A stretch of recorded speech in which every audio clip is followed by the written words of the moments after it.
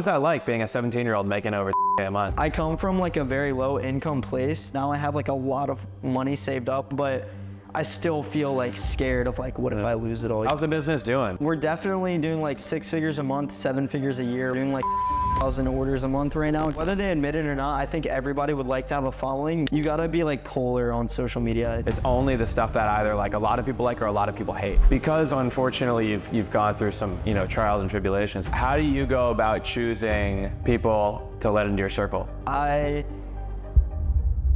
All right, guys, welcome back. This is a huge podcast. Dillon Latham, the lore. There's going to be things on this podcast that have never been talked about before. Some serious tea being spilled, some serious rumors and secrets being confirmed, and honestly, just a lot of value. So, welcome, dude. Thanks for having us. We're here in his house. Thanks for having me.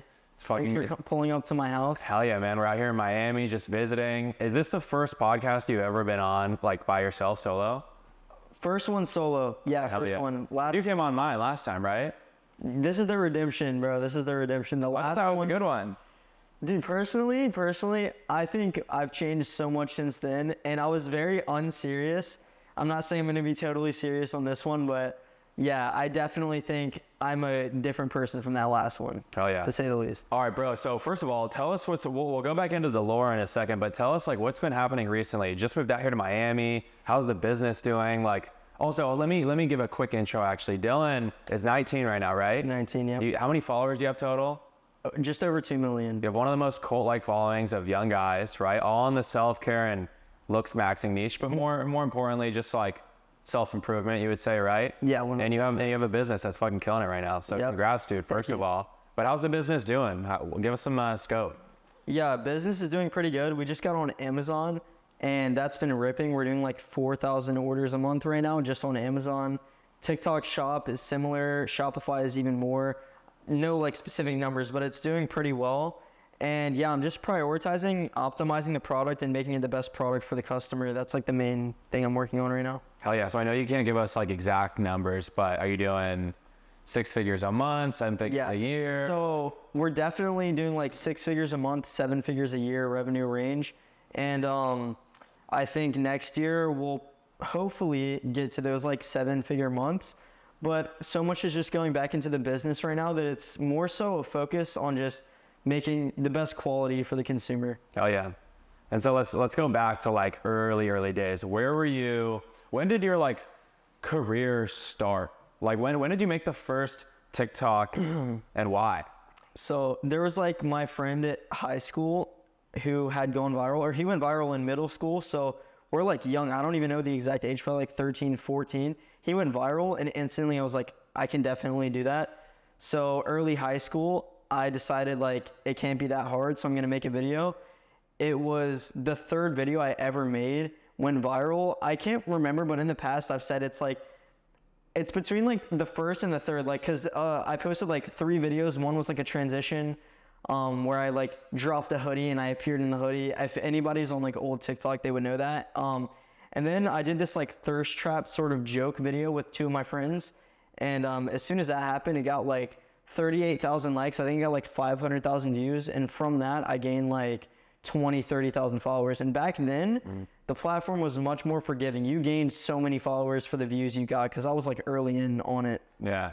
And then so your account started blowing up right away, or did at that point it took a little bit of time after that? No, it was like literally instant. Like it blew up. And I remember I was gaining like 1,000 followers a day, and that streak lasted for as long as I can remember, until it just ended up multiplying later on. And did you have like any serious goals with it, or you were just like, oh, I just kind of want to fuck around and post and see what happens? There was no serious goals. I just enjoyed it a lot, and there was no... The content side, like making content? Yeah, like, no, it was like such like a fun thing to me, and I felt such a deep connection with my audience because my audience was literally my age group and like my demographic. It was just like the same people as me. So it was literally like, yeah, it was just so fun. And I loved the attention at the time. It was just, I loved seeing like people watching me. The attention on social media, like commenting, liking, messaging you, that kind of stuff? Yeah, that literally, like, to me, I didn't even know I could make money from it. That was enough for me. Like, it was so fun, and I was still in high school, so it was like a great experience on that. What about the attention in school? Because I know that social media is rough. Like even me being in college and I like knew a lot of people and a lot of people knew of me. Like I was well known in my school. Like I still got shit talked and people were criticizing and all that. Did people talk shit about you?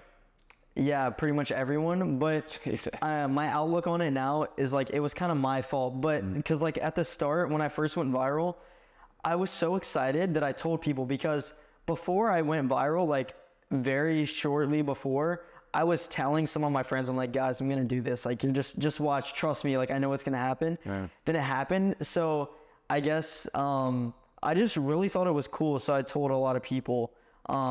But a lot of people also just found out about it organically, because TikTok literally shows like people in your area, your videos. It's like, it's crazy. And they didn't think it was cool? No, they hated it so much. And why do you think that? Why do you think other people were bugged by? Like, how much did they hate it? Like, did people talk shit about you behind your back, or did they talk shit about you to your face, or like what did it consist of?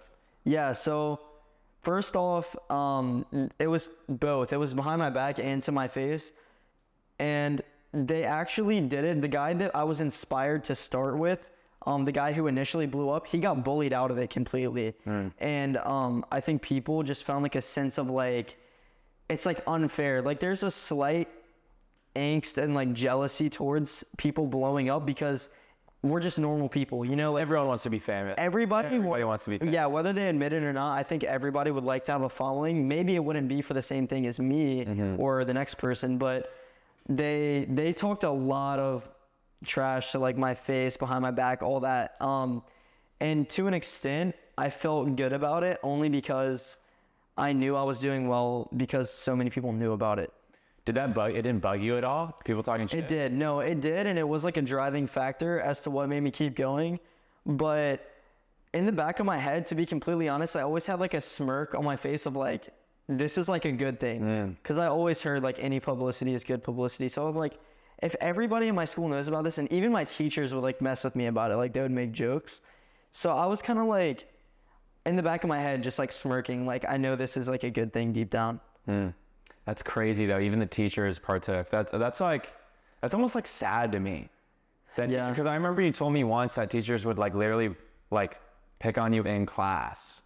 Yeah, there were teachers who like, before social media, not many people know about it, but I made music, and there were teachers who would actually like play my music in front of the class to like embarrass me. That's fucked up. Why do you think they did that? It was the students encouraging the teachers. So it was really the students, but the fact that the teachers like just let that slide is crazy to me. That is fucking crazy. Yeah, because they knew it was definitely like joke. Like I was like a laughing stock at the time. Damn, but at least, so did you feel like, was it tough to go to school to like show up, or were you like, whatever, bro, it is what it is, like? Okay, so at times, whenever I made a post, it was extra cringy. It would be hard to go to school the next day. And the thing about it, and I feel like not as many people are aware, but I did intentionally cringy things because it made my engagement, it made everything like better. Yeah. So I did that, but the thing is, nobody knew that I did that. And obviously if I told them that like, oh, I'm doing this on purpose, it's like cope. It sounds like cope, but it really was like a thing of like, if I saw comments about like my hair or like maybe like the way I talk, because I used to talk with like one side of my mouth a lot. And it just got views. So I was like, I'm going to keep doing it. I'm not going to stop because people at school will mess with me about it. You know? Bro, that's social media, bro. Like, and that's one thing that I'm starting to realize recently too. Like, remember when like Jake Paul's song came out? It's Every Day, bro. I remember every single person back then was like, what the fuck, bro? This is trash. Like, obviously, like this is trash. And for so long, I didn't understand why. I was like, he has to know this is bad, right? Same with like KSI's song that came out recently. They have to know this is bad, right? Obviously, they do it on purpose because it gets a disgusting amount of views. Yeah, it does. Same reason like those early TikTokers were doing all the dances and stuff. Like they weren't doing those dances because they genuinely had a good time. Like I talked to someone the other day, or maybe I saw a video of one of the original TikTokers saying like, yeah, bro, you guys really think I enjoyed making those dances? No. Yeah. I did it because I was making bread. And you can't even blame them at that point. But I think a lot of people still don't like understand that. I think, yeah, I've even been like, first off on the music side of things, how people intentionally make bad music. I think it's like a bell curve of like, influencers, when they make bad music, it literally, like, bad music is like really good for them because it's gonna give them so much attention. Then, like, if they're like just mediocre, like not bad but not good, nobody's gonna care. And then if it's really, really good, people will care. So it's like, you gotta be like polar on social media, I think. You gotta be polar. Even in whatever I've tried to like walk the line or make stuff that some people liked and some didn't, it never did well. It's only the stuff that either like a lot of people like or a lot of people hate. Exactly. There's really no in between. It has to be polar. Do you still do that? Do you still make like, do you still try to make cringy content, for example, or stuff that's gonna go extra viral? Yeah, so recently I started picking back up on it, and what I realized is that, especially, I feel like content creators, when we're younger, or honestly even just like younger people, like teenagers, have like more creativity than adults. Yeah. So as I matured, because I've been doing content for like 4 years now, as I've matured, I realized that my younger self was like a genius at this stuff. Yeah. And I actually kind of loosened up and I became more strict, more serious. And I don't think that's actually a good thing. So I started referring back to my old content, and I started, like, in the past like few weeks, I've been like, my views doubled because I was like, bro, I can't take myself that serious, because that's not what people were here for. They followed me for this kid who joked around, kind of annoyed people sometimes. It was like that I was the brother that they could mess with, but nobody else could mess with. Yeah, dude, I think that's the way to go for sure. And I've even learned that recently too. Like, I need to go back and make more of the content that is more like generally interesting and not like just business or just self-advice or whatever. But I'm curious, so did you always want to be famous since you were a little kid? Yeah, instantly. In some way? Instantly. When I started playing guitar when I was like 9 years old, and as soon as I did that, I noticed that I loved the attention. Like, just, I don't know what it was, I just loved the attention. When I would play the guitar, that was the easiest way to get attention. If I ever whipped out a guitar, regardless if it was good or bad, I had like the Justin Bieber hair. Yeah. So I wanted to be like Justin Bieber, I guess, at that time. So like, I've always wanted it. And I even said, when I was making music, because that was my first thing, this is like literally middle school, I would tell everyone, like, I'm either going to go viral for this or content. I don't know which one. That's crazy. And I always said that. Good for you, though. So I did like knowing and like being willing to take action, 100%. Yeah, people don't understand how valuable it is to understand what you like in life at such a young age. Mm-hmm. Like, I'm so grateful that I played guitar because it made me realize I love like entertaining. I love it so much. Okay, so walk us through what happens after those early days. So like, you start to go viral. You didn't have your business at that point, right? Yeah, no business. How did you decide that you wanted to get into like young men's self-care? So yeah, essentially I had this one account that I got up to like around 400,000 followers, and then I got banned like permanently, and I had not built any of my other social media platforms like Instagram, YouTube. It was flatlined, like nothing. And as soon as I got banned, it was such an obvious answer to me that I hadn't been seeking. And it was that, like, I guess I kind of talked about what I actually was passionate about. See, my original content was more so entertainment, and I decided I wanted to provide value. So when I came back with this one, I was like, I hadn't gone through a breakup around that time as well. So I had like no self-esteem. So all I cared about was like the simple like self-improvement, like the gym, fixing my hair, skin, all this. And I was like, I need to document this. Like, I felt so much emotional pain from going through like a breakup, because it was like my first real breakup, that it just catapulted me into the self-improvement niche. And I think that happens to a lot of guys. For sure. I mean, I remember like I even got broken up with. I got my heart broken. I got cheated on in college. And that was one of the main reasons that I started content. Yeah. And I definitely got shit talked behind my back and all that stuff. But I remember thinking, like, you know what? I just got to become, I think all guys go through this as well. And hopefully they mature and learn later on that it's not about the person who wronged you. It's about doing it for you. But I think a lot of guys go through a heartbreak, like you said, and then they use that as fuel to go do cool stuff, whether it is social media or starting a business or being an actor or whatever, right? Influencer or whatever. So do you think she broke up with you at all because of the content? Do you think that was a part of it? And she was like embarrassed to be around you? Or? No. So like, I've never gone too in depth on like what happened. It was, I would say relatively good terms. And to be completely honest, like, she had more foresight than I did And I don't think it was for the content. I think it's because she knew she was going to college and that I wasn't going to go to that college. So to be honest, it made sense. And like over time, I've gained more respect for her because she actually like, she did it for herself and not because anything went wrong. It was literally just because she had the mindset of like, I'm going to college, let's not go through this hard time. So at the time, I like That's rare. really mad at her, but as I've matured, I'm like, wow, like that's like a mature thing to do, to prioritize yourself. And I've done that ever since. So I really respect her for that. Good. I can appreciate that you can say that now, and good on her for honestly doing that early on. I think that's definitely the way to go. Do you think, and it's also rare, so at what point was the breakup, and like how big were you on social media? When we broke up, I think it was before I even hit 1 million followers. Oh, so wait. So the timeline is a little blurry because I was in such like emotional distress at the time. Like people don't understand how bad it was, but like it was, so I had just gotten banned, and then it was like a little after that when she broke up with me. The thing is, I knew the breakup was coming, so I already experienced the heartbreak before it even happened, if that makes sense. So I had made the account and started spamming that before we broke up, just because I knew it was coming.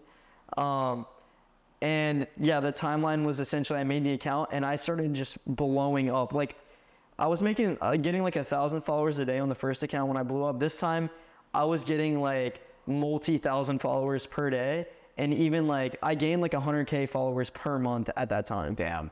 And I had gotten banned more times, which I don't talk about that much. I started accounts. I built one to like 60K in like 2 weeks, got banned. Built another one to like. What are you getting banned for? I was probably like shirtless or something. I feel like back then it was so easy to get strikes. I never get strikes these days, but I almost got banned multiple times back then. Yeah, it was easy, but I had gotten like it taken away so many times, and each time my platform was taken and built more confidence because I realized like I can start from zero and go crazy again, and I never gave up, and I'm glad I didn't. So then on my like third account being banned, I started this final one, and I was gaining 100,000 followers. I gained 100,000 followers per month for like a year straight. Yeah, that's fucking crazy. And then TikTok, as of recent times, has gotten a lot harder to gain followers. I will say. So, and then how did you know, when did Simpletic start, or how did you even know, like, bro, like most people, it's super hard to get followers and have a following in the first place. And then to go and start a business attached for that, like props to you. And you started literally the perfect business to go along with your niche and what your following wanted, right? Yeah. Simple product, Simpletics. Simple product, that works perfect for you and what you're trying to sell. Like, where did you get the idea for that? It was so simple. It was like literally the most simple thing you could think of. It was like completely organic. I had been making salt spray at home, and I was making videos using it, and people would always ask me, what do I put in my hair? And I'm like, it's salt spray. And then I ended up like ordering some like online, like the popular ones. And I'm like, bro, these are horrible. Like there's no way I'm using these. And then literally I told people at home, I'm like, guys, you should try making it the way that I make it. And literally all the comments, like it was literally a joke. They were like, we're not doing this. Can you just make it and sell it to us? So they asked, my audience literally was like asking for it. I was like, all right, sure, if that's what you guys want. And then I just started selling salt spray. So walk me through that. Were you like buying bottles from Amazon? Like how do you start a business like that for anyone who doesn't know how to do that? It's like pretty simple. You just like buy bulk items. So because I had social media, I was making enough money to invest. So like I didn't try to get. What were you making money off of at that point? There was a literal like gold mine in social media that nobody talks about, where you could get people to download apps and you would get paid per app download. And I was getting paid $3.50 per app download. And I was getting a few hundred a day. I was making like, I went from like making no money to literally making like over 10K a month with just that. How old? How old was I? 17 or 18. Wow. And the thing is like, it was so unbelievably easy. It felt like a glitch, like a real life, like it just didn't seem real. So I had money from that. And I also got paid here and there. Like I actually helped with a lot of different app startups. Like if anybody has heard of Send It, it became one of the biggest apps on the App Store. And I was like one of their first creators because they saw the potential. So I built that. But as for the process of making the products, you just have to find a product that hopefully is a winner. I got lucky with the fact that was a winning product. You order the inventory. So the inventory for me was just like bottles and spray caps. Like plain plastic, Yeah. clear bottles, Yeah. no labels. Yeah, the most. Or anything. So as you continue doing it, it gets more complicated. But at the start, you literally do exactly what you think you would do: order bottles, order spray caps, order ingredients, make it, put it in there. Like, Where would you make it yourself? So I had employees making it. I never really made it myself. And we had this like sort of system where it was like an in-house manufacturing, and then it became a lot more professional. And then now we're looking for like some places out here in Miami and stuff. Was it your friends or what?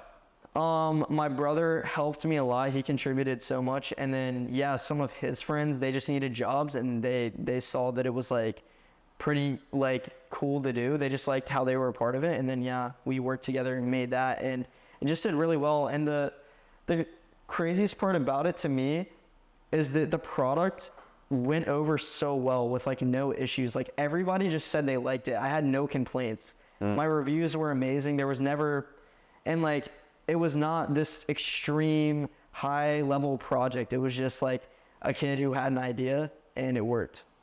And then, so what, you like package it up and then you like print out the USPS labels and just ship it right to the customer? Yeah. Are you like going to USPS every couple days, dropping off like hundreds of bottles or what? My employees are. Nice. And they're dropping off like truckloads at this point of bottles like every day. It's crazy. What was that like being a 17-year-old making over 10K a month? So making the money, I come from like a very low income place. So making the money to me was nothing to, I felt like the money wasn't for me. It was for the people around me and for security and just like safety, because I've never felt secure financially. And honestly, that has bled over into where I am now. Now I have like a lot of money saved up. I wouldn't say the amount, but I still feel like scared of like, what if I lose it all? You know what I mean? Because where I came from, like there was times where like the power in our house would go out, or like we never went out to eat. I never asked to buy pretty much anything because I knew it would be a no. So when I was making that money, it was more so just like okay, I can breathe, like finally, because I was. Was that why you don't? I've noticed you don't really like buying. Like you have you not only have the ability, but you have every right to want to go and buy nice things. You've earned that.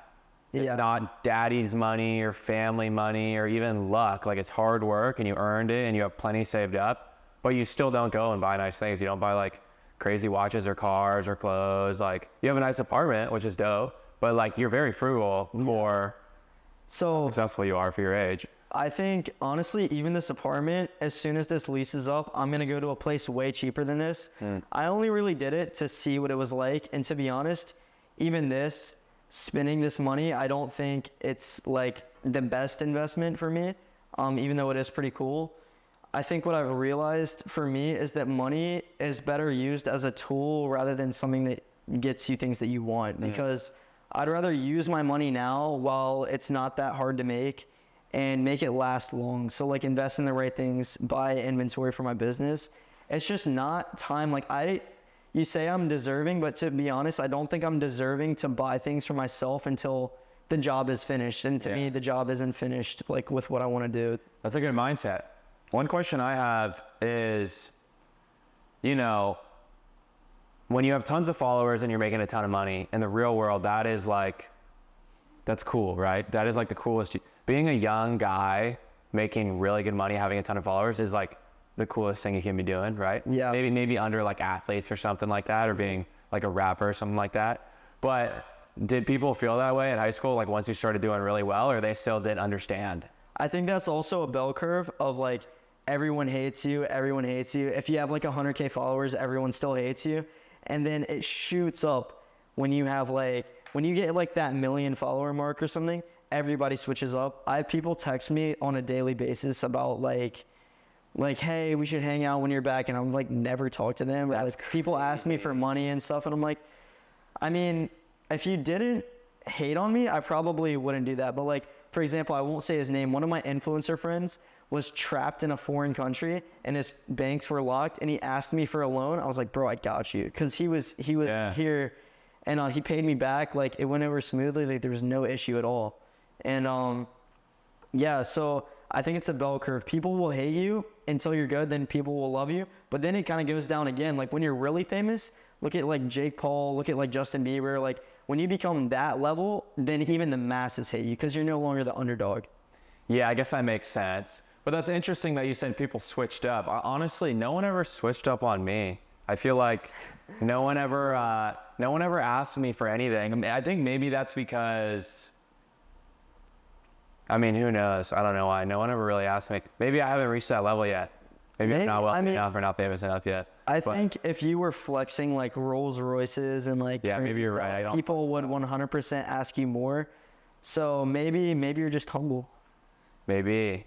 Okay. So how does it feel once you start like making that kind of money? What do you do at that point? So you're 17 years old, right? The business is booming. What's the next step? Or are you just going all in over and over, throwing it back? So then came the debate of like, should I go to college or not? Mm-hmm. And once again, I won't say names, but growing up, I was always encouraged against college. Against college, which to me felt weird. I think that most people, I mean, statistically, it's proven, like on average, you will make more money if you go to college. But to me, I knew I didn't have the money.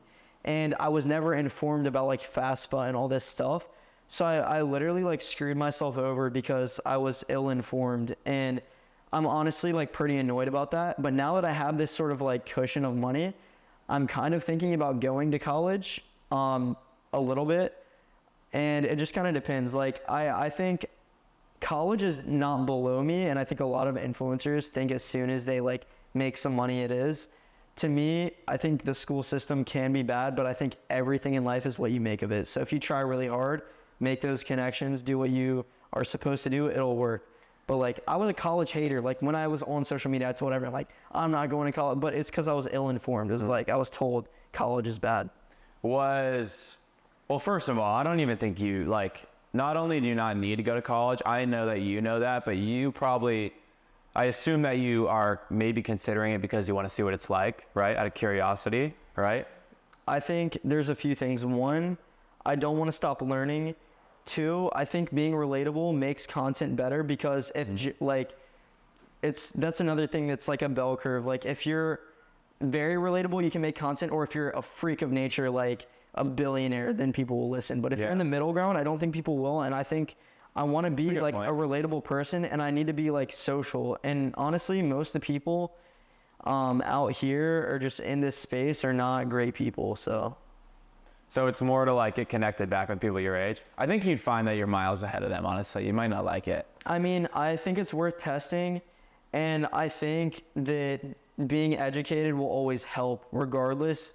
And I think it's also about the school. So like, I would only go to a school that's like highly ranked. I wouldn't go to like some random college. You wouldn't go to U of A? I don't know. I don't know about that. I would go to a school with like good academics and see, and maybe I'll go there and find out like, wow, this really is not what I thought. But yeah, and that's what life's about. So like, if you want to do that, you should. But it would take away time from your socials and from your business. Yeah, I think right now I'm not at the issue. I'm not as much at a time constraint, but more so a mental energy constraint. It's not easy to do that, but I think I could push the limits. And like, I think self-improvement is pushing the limits. Yeah. So like, if I do that, if I go to college and I'm doing a business, then nobody can say anything. You know what I mean? Yeah. Because like you can. But once again, you shouldn't care. Yeah. They're always gonna say something. When I say nobody can say anything, it's more so about like, that's not so much about the people saying anything, but more so I guess myself of like, well, I'll know for sure if I made the right choice if I go to college and do it. You know what I mean? Yeah, that makes sense. I get it. Well, okay, so now you're in Miami. How long ago did you move out here? 3 months. And then did you come straight from your hometown, or did you know anybody else? Why did you choose Miami over LA or anywhere else? State income tax for one, but Miami, I was promised this like insane life of growth out here. And once again, I just kind of realized it's literally whatever you put in, you get out. Yeah. That's what I've noticed. So like coming here, to be honest, hasn't changed much. I mean, other than I realized all these people making more money than me, in my opinion, aren't even like, they're not what they were supposed to be in my head. Well, it's all relative too. It's all relative. One question that I have is, do you think being young with a lot of success relatively for your age, do people respect you more, or do you sometimes find that people are like surprised by it or might like treat you differently because of your age? And they've do people ever say like, oh, your parents paid for that, or like, oh, where are your parents at? Just because they assume because you're young it must be like.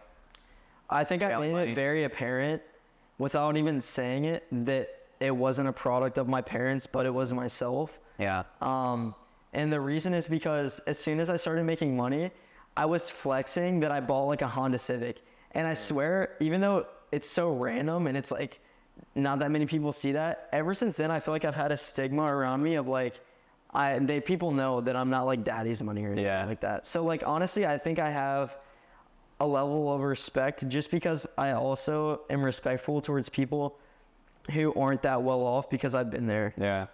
Are you close with your parents? No, not at all. I don't speak to them, but that's kind of like a separate thing. There's been a lot of like issues. I'll just say that. I'll leave that there. Who do you go to when you need advice, when you find like I might not have the answer for something?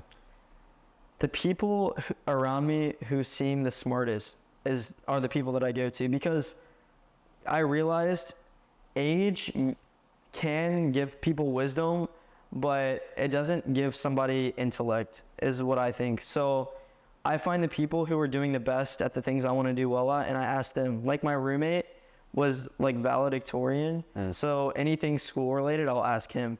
And that being said, I don't have like a parent figure, I wouldn't say, but it's molded me a lot, and it's also made me to realize that you should never undermine people that are younger than you, because a lot of times they'll even have better ideas than you. Yeah. No, that's why you have sometimes when I like what you said earlier about being young makes you like on the edge of creativity. I fully agree. Mm-hmm. I also think it allows you to understand technology a lot easier, right? You look at like us kids, we learned how to use phones immediately. Yeah. Right? Learned how to use ChatGPT instantly. Old people, it takes them years to figure out how to use a computer or a phone, right? Yeah. Just how their brains work. So I think you always need to be in touch with the younger generation. Do you feel like people have ever tried to take advantage of you because you're young? That, I don't know, like I actually laugh at that just because like the number of people that have tried to take advantage of me and have like not just tried is just unreal. And I think I always see people, like I always see the best in everyone. So don't lose that, by the way. That's good. That's good. And you think so? I 100. Someone made a great point. Sorry to cut you off, but there's a phenomenal entrepreneur that I love to follow, and he said it's so much better in terms of a way of living your life to see the best in people always and be a internal optimist, right? Eternal optimist, than to be a cynic or to see the worst. Because if you see the worst in people, you'll never give anybody a shot. If you see the best in people, you'll give everybody a shot. Even if 9 out of 10 of those people screw you over or do you dirty or let you down, all you need is one person to prove you right for that to be a life-changing interaction. Whether that be, like, you only need to get it right once. You only need to find the right business partner once, the right girl once. That'll be your wife, the mother of your kids, the love of your life. You only need to get the perfect employee, the perfect hire right. If you hire 10 people and you give everybody a shot and you trust everybody and 9 out of 10 of them are ass and screw you over and let you down, but the 10th one is the one that changes everything for your business, that's all you need to happen once. So never lose that. And you probably will get screwed over a million more times. And that's just the way of life. And there's that famous saying, like, you know, what is it? Cynics get to be right all the time, optimists get to be rich.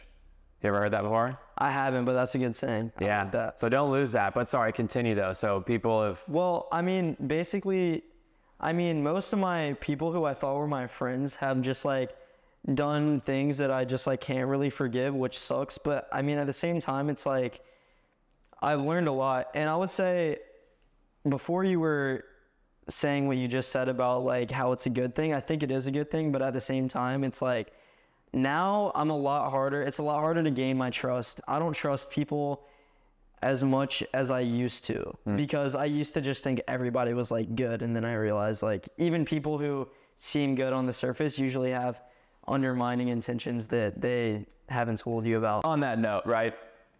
Because unfortunately you've gone through some, trials and tribulations, whatever. How do you go about choosing people to let into your circle? Like what characteristics or things do you look for in people that make you want to be friends with them or work with them or give them a chance? Is it a gut feeling? Is it things that they say? I would say now there's a few things. Number one, aligning interests, because like I'll always say that if your interests align, it's very like, it's a solid thing. It's a good thing. Two is I like creative people because as you get older, everybody tries to become so serious, but creativity is what really makes what we do possible. And three, I would say people who treat other people well. So if they treat me well, but not other people, that's a red flag. If they treat everyone equally, I think that's a good thing. So I would say those three things. All right. So, I've had this podcast for, I think over a year now. I've had probably close to 50 people on. This might even be episode 50, which would be crazy. But every single person that sits in the chair across from me in some way is someone that I respect. Either I've had Navy SEALs on, Paralympic athletes, pro athletes, guys worth hundreds of millions of dollars, huge follower counts. You're the youngest person that's ever been on the podcast, but I have a lot of respect for you. I look up to you in a lot of ways, dude. I just think it's really, really impressive what you've done.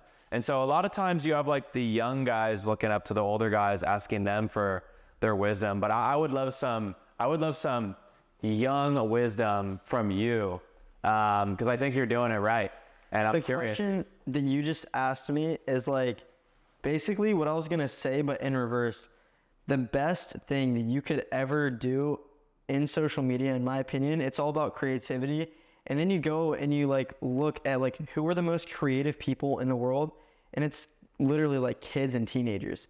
So I think the most undervalued thing is finding those genius teenagers who really know what they're doing and are up to date with the creative things. Because if you get old, nobody's gonna care. Then everything changes so fast. But the people who keep up with it the most are the younger people. So if you can find a young creator, just a young successful person, they're, in my opinion, more valuable in content at least than most people, because they will give you the best advice. They will give you things that you never thought about. And I think people need to unleash their like inner kid and just like be creative, like just think outside the box, because nobody does that. When you get older, you don't think outside the box. So what's the actionable item here? I need to find some young up and coming star and big bro him, essentially, like mentor him or bring him in, or what? So I would say what I've done is, well, the first step is just being really successful at what you do already, kind of. So it's going to be hard, but like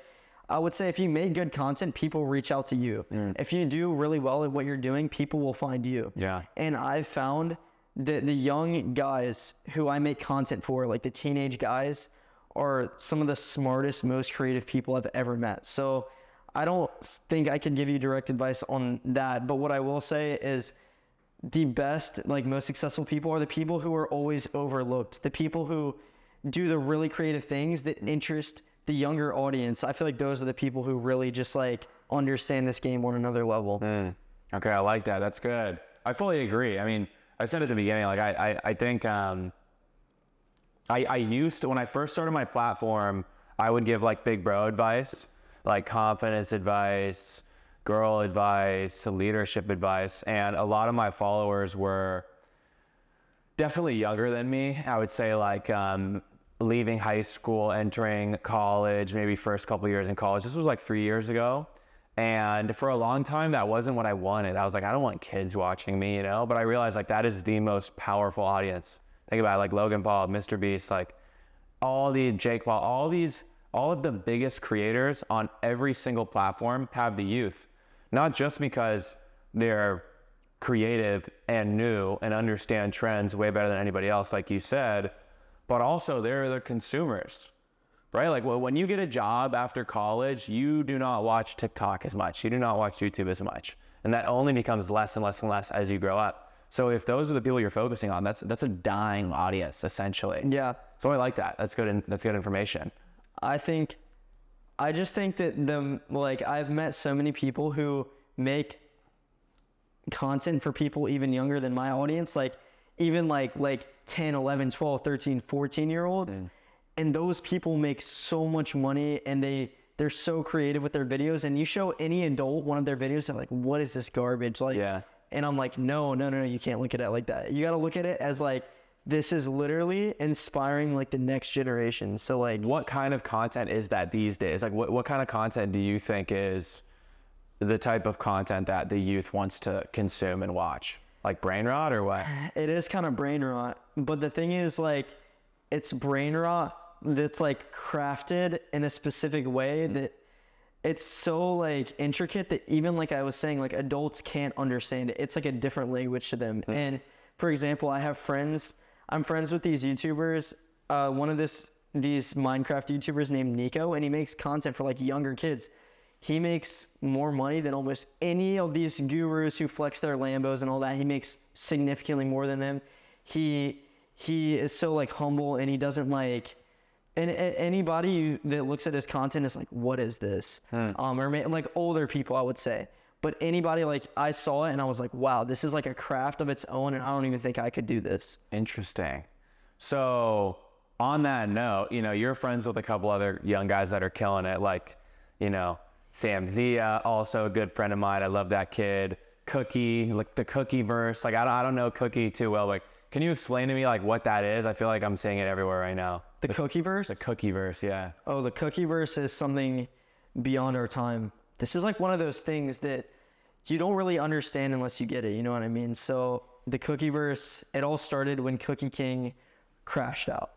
He crashed out so hard that he was like eating a bunch of food, like crumble cookie and all this, and gaining a bunch of weight, and it just wasn't good. And then he went to the Santa Cruz compound.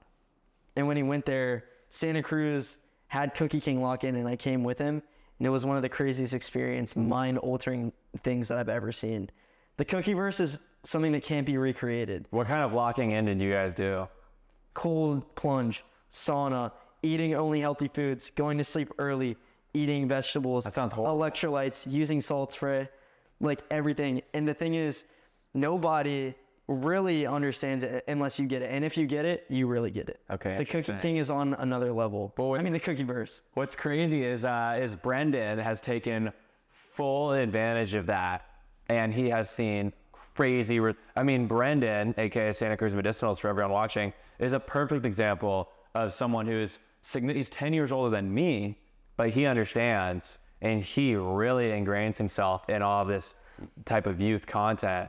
And that's why his business and his platform is ripping right now. I think Santa Cruz reinforces the thing that I was just saying. He believes in being your inner child, and look at the people he has around him. You don't see anybody older than Santa Cruz around him, and people are like, oh, that's weird. No, he's smart. He's actually people have too much of an ego to take advice from people younger than them, or maybe even that make less money than them, but they don't understand that these younger kids are the ones who get it the most. So you have to the best advice I get on content nowadays are from like just the ones who get it, and it's never these old heads. It's always the younger guys. No, I think that's well said. Okay, so what's next for you then, right? Like what are you working on right now? What are you really excited about right now? I'm really excited about getting more into long form YouTube content, and just making like higher quality things.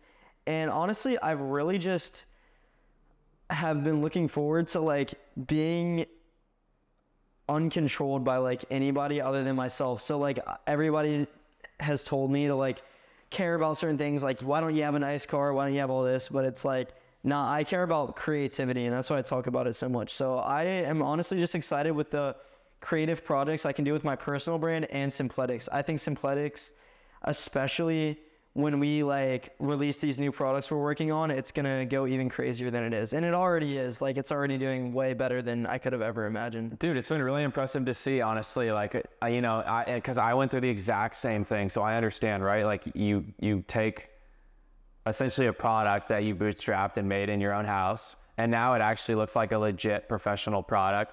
And did I hear that you're gonna get it like listed in some retail locations soon? Oh yeah, so If you want to shout that out, that's fucking huge. yeah, I won't say the name yet, just because Right. it's not in there, but it's literally gonna be in there in a few days. But there's literally this like hair salon right in Brickell that they actually came to me asking if I can put my products in their salon, and I was like, yeah, of course. So we're gonna do that, and in my opinion, it's like either probably the top 1 or 2 salons in Brickell. Like, it is the most popping one, so I can't wait for that. Hell yeah. What about in terms of like personal life? Are you dating right now? Are you trying to like, what's that like? I'm sure a lot of girls are in your DMs, right? Because you're following and all that, or no? So personal life, I think. Or is it all just work? No. I will say, no, it is all just work. The host phone? But all of the girls that I meet, I don't respond to girls DMing me.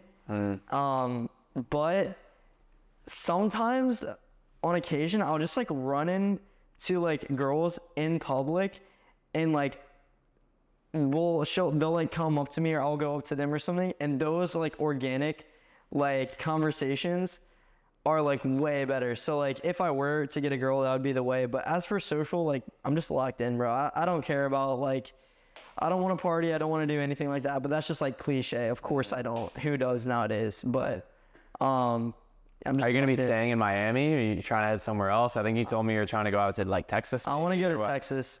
Interesting. Because I think Texas, for what I do, bro, Miami is the perfect place for somebody who is like trying to do the things I just mentioned, like partying and all that, and I don't, so it doesn't make sense. Gotta come to Austin, dude. I think Austin's the spot you'd like, because Dallas and Houston, I haven't really been there too much, but it's just not like, there's not that many creators there. It's more, I would say Austin's more young, alive, and up and coming than those two places. Those two places are, and they're just not even like as pretty and enjoyable, honestly.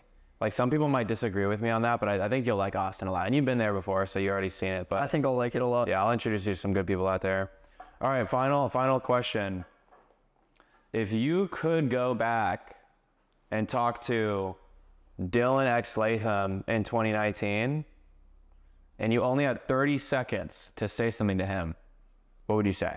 I would say keep doing what you're doing, because I locked in so hard. Like, the main thing I would say, I guess I would also say, like, figure things out yourself and sit with problems. Like, become comfortable with problems and solve them yourself. Don't go out looking for somebody to solve them for you, because in real life that doesn't happen. And when you get somebody to solve your problems, it comes at a price. So the more that you can solve yourself, the better. Perfect. I love it.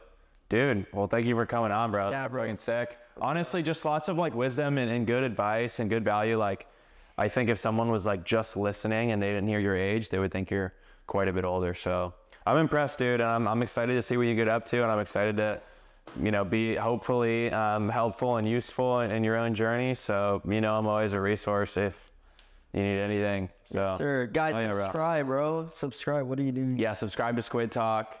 We'll do a little collab soon, Simpletics X SquidHaus. The perfect little Christmas gift shorts X hairspray combo. Thanks for watching.